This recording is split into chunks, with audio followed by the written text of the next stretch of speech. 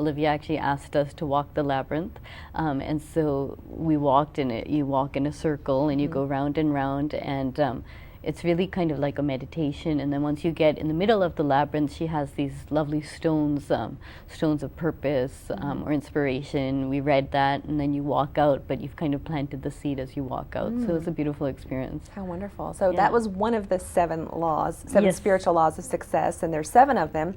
And do you have a favorite law? You know, Spiritual law of I don't know if success. a favorite. I think often about the law of dharma or purpose in life. And you know, that's been an important one for me because it's been trying to figure out in my life what is my purpose. And I think becoming a mother has been an important part of that for me. So probably being a mom is like your ultimate #1 job. And then secondly, you're an author. And thirdly, you're a movie producer. But mom is number 1. Yeah, mom is number 1. And definitely writing the books was a process for me of trying to figure out my purpose and my dharma.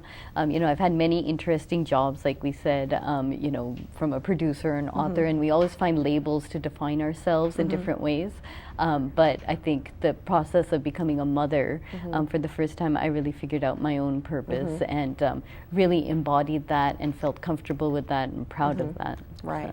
So becoming a mom and having a baby. So your first book is 100 Promises to My Baby. Yes. And did you write that while she was in the womb? Yes, my 100 Promises to My Baby actually started out as my pregnancy journal. And yeah, it was. I never planned to write it as a book. It was really as as Tara, my older daughter, was growing inside of me. I was so emotional and excited and fearful about the future. So I started writing promises to my baby, and my dad gave me the idea. Actually, wrote 1-sentence promises, like I promise to always remember that you are my gift from God, or I promise to always remember the miracles you have taught me to see. And I found that with each promise there was a story that related to that. So it was really my pregnancy journal. I shared it with some friends, and from there it became a book, which was really nice. And again, it was over a long period of time. So Tara was born, and I didn't really have time to work on it. And 2 years later, I took it out of my bookshelf and I started writing on it again, and literally that week I discovered I was pregnant with my second daughter, Leela.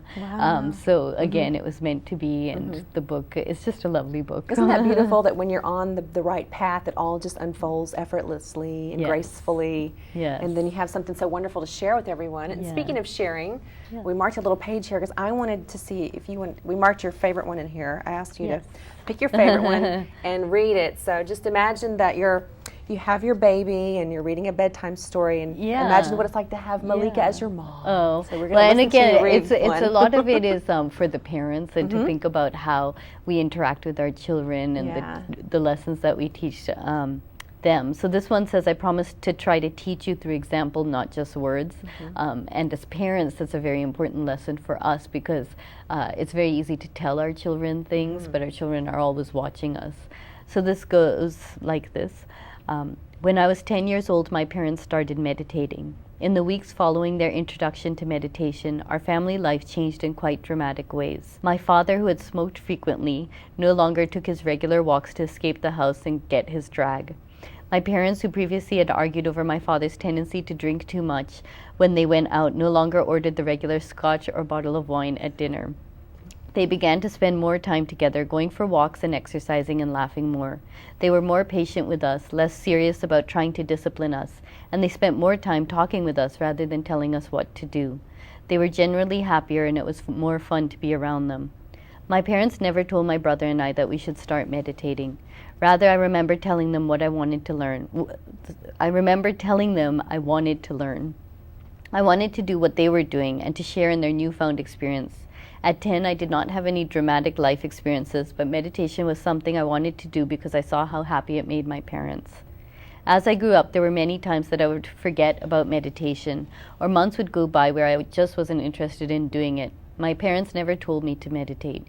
They just welcomed me to join them whenever I wanted to. In this way, my parents let me make my own decisions about what I wanted to do and how I wanted to shape my own life and destiny. As a parent, it is challenging and difficult to let our kids make their own decisions because we often feel that we know what is best for them.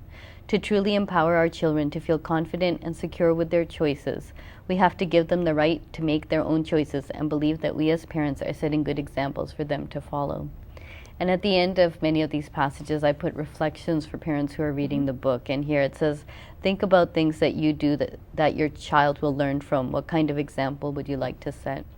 And you asked me earlier, and probably one of the reasons I chose this passage is that, you know, one of the most common questions I get is, what is it like to be Deepak's daughter? Exactly. And so, you know, I think one of the reasons I chose this passage is that, you know, my father is and has been always a normal father who has had his own journey of struggles and his own demons and his own addictions and things like that. And so as his family, you know, my dad was my dad, and he really, we always thought of him as our dad, my brother and I. So it's been just a family journey as he's changed and evolved. And, you know, he's become more well-known, but essentially he's still our father. And we still learn from him, both from his mistakes and his successes.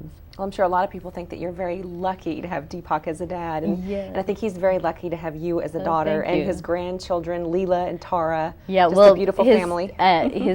Honestly, my daughters, I think, totally transformed my father. Really? Yeah, I think it was a very life-transforming experience for him when I had children. Tara is his first granddaughter, and my father is seriously obsessed with both of them. He calls me 5 times a day just to see what they're doing. He wants to know everything they're doing. Another great story with my dad is that, you know, we went to Disneyland and he waited in line for 45 minutes to meet Snow White, just so that my daughter could say hi, because that was such a major moment for her to meet a princess. And so my dad does everything with the kids. That's gorgeous. I'm so excited. And you also have a second book, and it's called 100 Questions from My Child. Well, the second book really was inspired when Tara, my elder daughter, was around 3.5. And what happened is she started asking questions about the world, questions about herself, questions about relationships, questions about the environment, and it was question after question after question after question. Oh, she's asking the tough questions They're about really the tough. environment. Yeah, about God. She's obsessed with God. And so it's, and as parents, you know, most of us do not do a master's in psychology or something to answer our children's questions, but we're on the fly just answering them immediately. And I realized that was a huge responsibility, because when we reply to our children, the way in which we reply, what we say to them, really sets the foundation for the rest of their life. Right. Well, I brought a couple of pictures to show you from my childhood. Oh, great. Yeah. Because I just wanted to show you, because we saw Leela and we didn't see Tara. Yes, she got shy, but yeah. I can't believe she got shy. Yeah. But I just wanted to, do you have those pictures? I want to show her really quick. Because I remember asking a lot of questions when I was a little girl. Yeah. Because the response that my mom gave me, I remember her saying, "Well, what do you think I am? A walking dictionary? Yeah. You know, a walking encyclopedia?" Because I thought, you know, mom is omniscient. You know, she must know everything. Children do think that moms know everything and dads know everything. Right. So okay, so there it is. This is the 70s. Cute. Yeah. I mean. And my dad kind of looks dark like you, but he's Cherokee Indian. And but yeah, there I was asking all these questions, and my mom, of course, "Who do you think I am? A walking dictionary, walking encyclopedia." That's great. Well, and that's the thing, as parents, you know, our children look to us for answers, and the way that we answer their questions, what a cute picture, it really does set the foundation, not only the answers themselves, but the way that we answer their questions.